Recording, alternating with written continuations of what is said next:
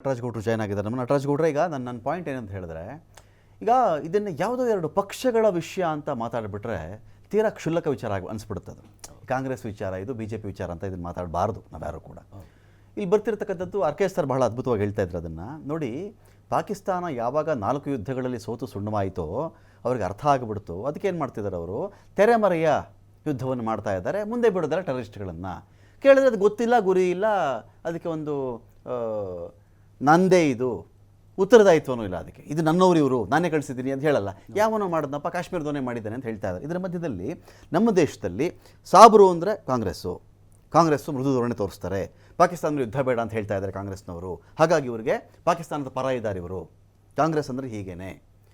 ಈ terrorist attack ಅನ್ನೋದು ಈ ದೇಶದಲ್ಲಿ ಕಾಂಗ್ರೆಸ್ ಆಳ್ವಿಕೆ ಮಾಡ್ತಿದ್ದಾರಾ, BJP ಆಳ್ವಿಕೆ ಮಾಡ್ತಿದ್ದಾರಾ, ಇನ್ಯಾರಾದರೂ ತೃತೀಯ ರಂಗದವರು ಆಳ್ವಿಕೆ ಮಾಡ್ತಿದ್ದಾರೆ? ಇದು ನೋಡಿ ಯಾವತ್ತೂ ಆಗಿಲ್ಲ ದೇಶದಲ್ಲಿ. ಎಲ್ಲ ಕಾಲದಲ್ಲೂ ನಡೆದಿದೆ ಇದು ಟೆರರಿಸಮ್. ದೇಶದ ಪ್ರಧಾನಮಂತ್ರಿಗಳನ್ನೇ ಬಿಟ್ಟಿಲ್ಲ. ಅದು ಈ ಕಡೆ LTT ಏನಾದರೂ ಹೇಳ್ಕೊಳ್ಳಿ, ಆ ಕಡೆ ಬಿಯಾನ್ ಸಿಂಗ್, ಸತ್ವಂತ್ ಸಿಂಗು, ಅಕಾಲಿ, ಆ ಒಂದು ವಿಚಾರದಲ್ಲಿ ನಡೆದಂಥ ಬೆಳವಣಿಗೆಗಳು ಗೊತ್ತಿರತಕ್ಕಂಥ ವಿಚಾರ. ಸೊ ಇಲ್ಲಿ ನೀವು ಯುದ್ಧ ಬೇಡ ಅಂತ ಹೇಳಿದ್ರೆ ನೀವು ಪಾಕಿಸ್ತಾನ ಪರ ಇದ್ದೀರಾ ಅಂತ ನೋಡಿ. ಒಂದು ಕಾಂಗ್ರೆಸ್ನವರು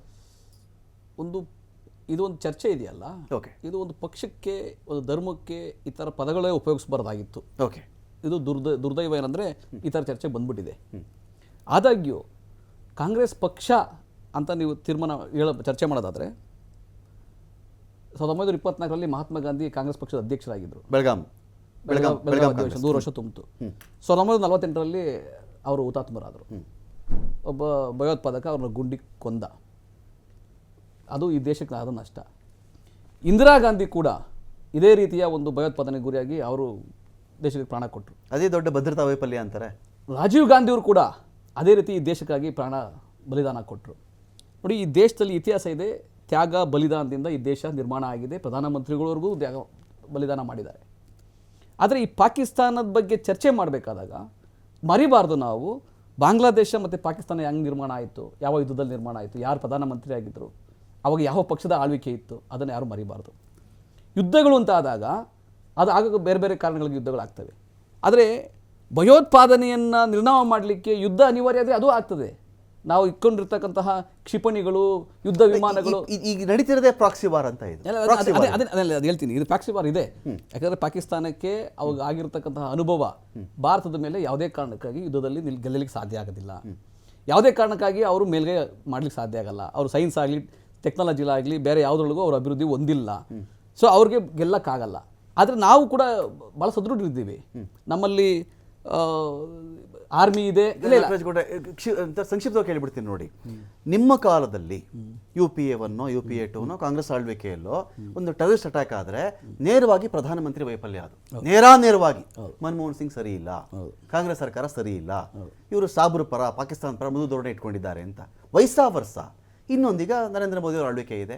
ಈ ಕಾಲದಲ್ಲಿ ಒಂದು ಟೆರರಿಸ್ಟ್ ಅಟ್ಯಾಕ್ ಆದಾಗ ನೇರವಾಗಿ ಬರೋದೇನು ಅಂತ ಹೇಳಿದ್ರೆ ಸಾಬರು, ಪಾಕಿಸ್ತಾನದವರು, ಕಾಂಗ್ರೆಸ್ನವರು ಮೃದು ಧೋರಣೆ ಇಟ್ಕೊಂಡಿದ್ದಾರೆ. ಹೇಗಿದು? ನೋಡಿ, ಈಗ ಡಿಫ್ರೆನ್ಶಿಯೇಟ್ ಹೇಗೆ ಮಾಡ್ತಿದ್ದೀರಿ ನೀವು? ನೋಡಿ, ನಾವು ಇದ್ದಾಗ UPA 1 UPA 2 ಇದ್ದಾಗ ಕೂಡ ಭಯೋತ್ಪಾದನೆ ಆಗ್ತಾನೆ ಇತ್ತು. ಅಲ್ಲಿ ಅವಾಗವಾಗ ದಾಳಿಗಳಾಗ್ತಾನೆ ಇತ್ತು. ಸೈನ್ಯ ಅದನ್ನು ಅವರು ರೀಟ್ರೇಟ್ ಮಾಡ್ತಾಯಿದ್ರು, ಅವರು ಸರ್ಜಿಕಲ್ ಸ್ಟ್ರೈಕ್ಗಳು ಮಾಡ್ತಾಯಿದ್ರು, ಅವನ್ನು ಪಬ್ಲಿಸೈಸ್ ಮಾಡ್ತಾ ಇರಲಿಲ್ಲ. ಸರ್ಜಿಕಲ್ ಸ್ಟ್ರೈಕ್ ಅನ್ನೋದು 2019 ನಂತರ ಬಂದದ್ದಲ್ಲ. ಸರ್ಜಿಕಲ್ ಸ್ಟ್ರೈಕ್ ಅನ್ನೋದು ಗಡಿನಲ್ಲಿ ಪ್ರತಿ ಸಮಯದಲ್ಲಿ ನಡೀತಾ ಇರ್ತದೆ. ಅದು 6 ತಿಂಗಳು ನಡೀತದೋ, 3 ತಿಂಗಳು ನಡೀತದೋ, ತಿಂಗಳು ನಡೀತದೋ, ಸರ್ಜಿಕಲ್ ಸ್ಟ್ರೈಕ್ ನಡೀತಾನೆ ಇರ್ತದೆ. ಯಾವಾಗ ನುಸುಳುಕೋರ ನುಗ್ಗಕ್ಕೆ ಬರ್ತಾನೆ ಅವನ್ನ ಹಿಮ್ಮೆಟ್ಟಿಸೋದು, ಮತ್ತೆ ಅವ್ರು ಎಲ್ಲಿ ಕ್ಯಾಂಪ್ ಹಾಕಿದ್ದಾರೆ ಅಲ್ಲಿ ಹೋಗಿ ದಾಳಿ ಮಾಡೋದು ಸೈನ್ಯ ಮಾಡ್ಕೊಂಡೇ ಬರುತ್ತೆ. ಪುಲ್ವಾಮಾ ಅಟ್ಯಾಕ್ ಆದ್ಮೇಲೆ ನಾವು ಧ್ವಂಸ ಮಾಡಿದ್ದೀವಿ ಅವ್ರ ನೆಲೆಗಳನ್ನ ಸನತ್ ಹೇಳಿದ್ರು ಬರ್ಲಿಕ್ಕಿಂತ ಮುಂಚೆ. ನಾನು ಹೇಳೋದಲ್ಲ, ಇದನ್ನ ಕೇವಲ ಒಂದು ರಾಜಕೀಯಕ್ಕೋಸ್ಕರ ಆಡಳಿತ ಸರ್ಕಾರ ಅದನ್ನು ಹೇಳೋದಿಲ್ಲ, ತಪ್ಪಾಗುತ್ತೆ. ಒಬ್ಬ ಆರ್ಮಿಯವ್ರನ್ನ ಕೇಳಿ ನೋಡಿ, ಸೀನಿಯರ್ ಆರ್ಮಿ ಕೇಳಿ ನೋಡಿ, ಅವರೇ ಹೇಳ್ತಾರೆ ನಾವು ಎಲ್ಲ ಸಮಯದಲ್ಲೂ ಸರ್ಜಿಕಲ್ ಸ್ಟ್ರೈಕ್ ಅನ್ನೋ ಸಾಮಾನ್ಯವಾಗಿ ಆಗ್ತದೆ, ಅದು ಹೊಸದಲ್ಲ.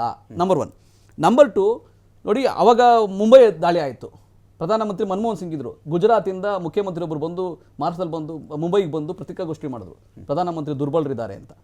ಆದರೆ ಇವಾಗ ನೀವು ಪ್ರಧಾನಮಂತ್ರಿಯನ್ನು ನೀವು ಪ್ರಶ್ನೆ ಮಾಡಿ, ಅಥವಾ ಆಡಳಿತ ಸರ್ಕಾರವನ್ನು ನೀವು ಪ್ರಶ್ನೆ ಮಾಡಿ, ಯಾಕೆ ವೈಫಲ್ಯ ಆಗಿದೆ, ಏನಲ್ಲಿ ಕೊರತೆ ಆಗಿತ್ತು, ಯಾವುದು ಮುಚ್ಚಕ್ಕೆ ನೀವು ಪ್ರಯತ್ನ ಮಾಡ್ತೀರ ಅಂತ ನೀವು ಪ್ರಶ್ನೆ ಮಾಡಿ.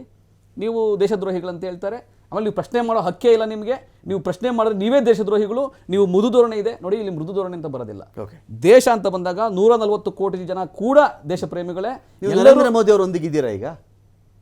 ಅವ್ರು ಸರ್ಕಾರದೊಂದಿಗಿದ್ದೀವಿ, ಕೇಂದ್ರ ಸರ್ಕಾರದೊಂದಿದ್ದೀವಿ. ಆದರೆ ನರೇಂದ್ರ ಮೋದಿ ಬಿಹಾರ್ ಚುನಾವಣೆ ಇರ್ತಾರೆ, ನಾನು ಯಾಕೆ ಅವ್ರ ಜೊತೆಗೆ ಇರಲಿ? Narendra Modi is busy in Bihar.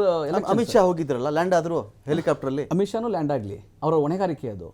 ಆದ್ರೆ ಅದಕ್ಕಿಂತ ಮುಂಚೆ ಏನಾಗಬೇಕಾಗಿತ್ತು? ಪುಲ್ವಾಮಾ ಆದ್ಮೇಲೆ ನೀವು ಎಚ್ಚೆತ್ಕೊಂಡಿರೋದು ಏನು? ಪುಲ್ವಾಮಾ ಘಟನೆಯಲ್ಲಿ ನೀವು ತಗೊಂಡು ಬಂದಂತಹ ನಿಷ್ಕರ್ಷ ಏನು? ಪುಲ್ವಾಮಾ ಘಟನೆಯಲ್ಲಿ ನೀವು ಯಾರನ್ನ ಹೊಣೆಗಾರಿಕೆ ಮಾಡಿದ್ರಿ? ಇವಾಗ ಅಲ್ಲಿ ಆರ್ಮಿ ಯಾಕಿಲ್ಲ ಕೇಳ್ತಾರೆ. ನಿಮ್ಮ ಭದ್ರತಾ ವೈಫಲ್ಯ ಯಾಕಾಗಿದೆ, ಗುಪ್ತಚರ ಇಲಾಖೆಯ ವೈಫಲ್ಯ ಯಾಕಿದೆ ಪ್ರಶ್ನೆ ಮಾಡ್ತಾರೆ. ದೇಶದಿಂದ ಪ್ರಶ್ನೆ ಮಾಡ್ತಾರೆ, ಮಾಡಬಾರ್ದಾ? ಮಾಡಬೇಕು.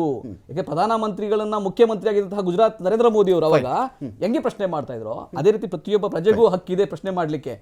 ಈಗ ಅವರ ದೌರ್ಬಲ್ಯವನ್ನ ಮುಚ್ಚಾಕೊಳ್ಳಿಕ್ಕೆ, ಅವರ ವೈಫಲ್ಯವನ್ನು ಮುಸ್ಲಿಮರ ಜೊತೆ ನಿಮ್ದು ಮೃದು ಧೋರಣೆ ಇಲ್ಲ ನೋಡಿ. ಇಡೀ ದೇಶ 140 ಕೋಟಿ ಜನಸಂಖ್ಯೆ ಇದೆಯಲ್ಲ, ಆಲ್ ಆರ್ ಈಕ್ವಲ್. ಓಕೆ, ನಾವು ಸಂವಿಧಾನ ನಂಬುವಂತವ್ರು. 140 ಕೋಟಿ ಜನನೂ ಈಕ್ವಲ್. ಅದು ಹಿಂದೂ, ಮುಸ್ಲಿಂ, ಸಿಖ್ರು, ಕ್ರೈಸ್ತರು ಯಾರೇ ಆಗಿದ್ರು. ಆದ್ರೆ ನೀವು ಯಾವ್ದಾದ್ರು ಸಮಯ ಬಂದಾಗ, ಕಷ್ಟದ ಸಮಯ ಬಂದಾಗ, ಕ್ಲಿಷ್ಟಕರ ಸಮಯ ಬಂದಾಗ ನೀವು ಹಿಂದೂ, ನೀನು ಮುಸ್ಲಿಂ ಅಂತ ಚರ್ಚೆ ಮಾಡೋದಿದೆಯಲ್ಲ, ಅದು ನಿಜವಾದ ದೇಶದ್ರೋಹಿಗಳು ಮಾತ್ರ ಚರ್ಚೆ ಮಾಡಲಿಕ್ಕೆ ಸಾಧ್ಯ.